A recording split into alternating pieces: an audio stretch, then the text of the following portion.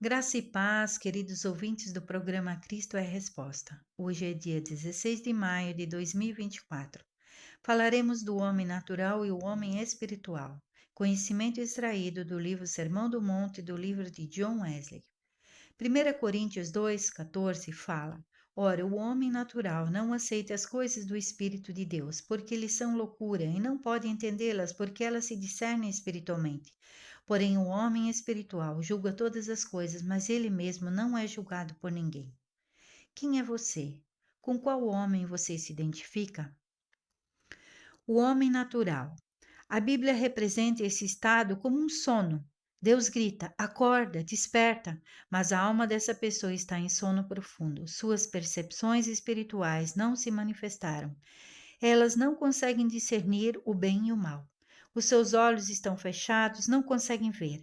Ele está no vale da sombra da morte e não percebe. É ignorante quanto a Deus e a sua mente está fechada para Deus. Nada sabe sobre Deus e não se importa em saber. Não se importa em ler a Bíblia, não tem interesse em orar. Ele não tem noção do perigo que está correndo e se encontra dormindo profundamente. E até se sente seguro por ser cego, ele diz: nenhum mal me ocorrerá. A escuridão das trevas o encobrem e o mantém numa espécie de paz. Ele não vê que está na beira do desastre e assim não pode temer o desastre. Não pode tremer diante do perigo que não conhece. O homem natural pode ser um ateu, um agnóstico ou deísta. Se é ateu, diz Deus não existe. Se é agnóstico, diz é impossível saber qualquer coisa a respeito de Deus. Se é deísta, diz Deus não se importa com as coisas feitas na terra. Também se satisfaz dizendo Deus é misericordioso e esquece e confunde todo o ódio essencial de Deus sobre o pecado. Ele destaca a santidade de Deus, mas ignora a justiça, a sabedoria e as verdades divinas. O homem natural não tem medo do que sobrevirá a todos os que não obedecem à lei de Deus, porque não compreendem a lei.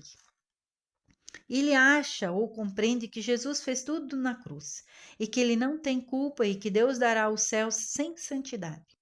Está seguro porque não conhece e é totalmente ignorante.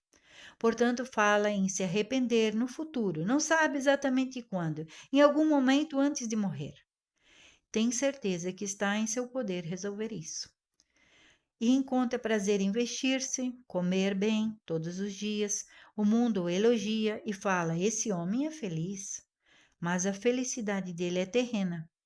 Vestir-se, visitar, falar, comer, beber, levantar-se cada dia e brincar.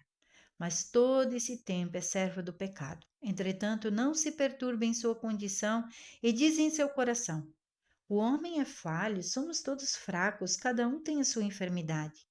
Às vezes, até cita a Bíblia para defender sua condição. Por que vou ter medo? Deus é misericordioso, Cristo morreu pelos pecadores e assim continua sendo voluntário do pecado. Mas Deus pode tocá-lo. Nesse estado de dormência, de uma forma milagrosa, talvez de repente ou aos poucos, os olhos do seu entendimento serão abertos. O véu que turbava o seu entendimento é removido e ele consegue discernir o estado real em que se encontra. Uma luz invade a sua alma e por essa luz capta um relance do abismo que está prestes a cair. E por fim ele vê um Deus amoroso e misericordioso que também pode ser um fogo consumidor e que compreende que Deus é grande e santo e possui olhos puros demais para contemplar o pecado. Agora, quando Deus fala a sua palavra, não matarás, soa como um trovão. Quem odeia o seu irmão é um assassino, ou qualquer que disser louco para o seu irmão corre o risco de ir para o inferno. Tem consciência de que negou Deus tempo demais. Pisou com seus pés Jesus, aquele que o salvaria do pecado. E culpado por ter considerado o sangue de Jesus a nova aliança comum, não santo, profano.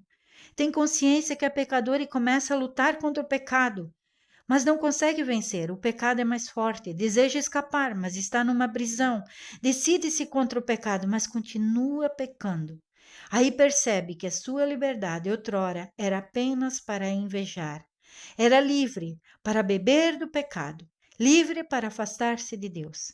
Assim ele debate continuamente, arrependendo-se e pecando, arrependendo-se e pecando. Outra vez, depois de muito, o miserável, pobre pecador, perdido, está no limite de sua razão. Então reconhece que a lei é espiritual, mas ele é carnal, vendido ao pecado e que precisa do Espírito Santo.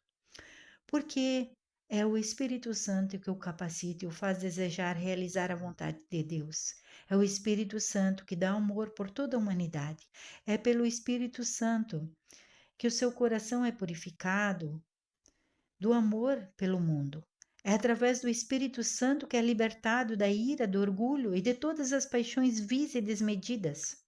É libertado das palavras, das ações malignas e de todas as impurezas nas suas conversas. Já não deseja fazer o mal a alguém. É zeloso em praticar a boa obra. Porque onde está o Espírito Santo, aí é a liberdade. A liberdade não só da culpa, do medo, mas do pecado. Mas como receber o Espírito Santo? Jesus diz na Bíblia: quem não nascer da água e do Espírito não poderá entrar no reino de Deus. Portanto, é necessário nascer de novo, através do caminho que é Jesus, para receber o Espírito Santo que nos dará o selo da salvação. Vamos orar? Senhor nosso Deus, pedimos que venha socorrer a todos que se encontram nesse estado natural de sono e que não conseguem ainda enxergar e compreender o plano de salvação, dado através do teu Filho Jesus. Pedimos que seus olhos sejam abertos para que possam receber o Espírito Santo de Deus em suas vidas e vencerem os pecados de toda a prática do mal e viverem uma vida de santidade. Oramos em nome de Jesus. Amém.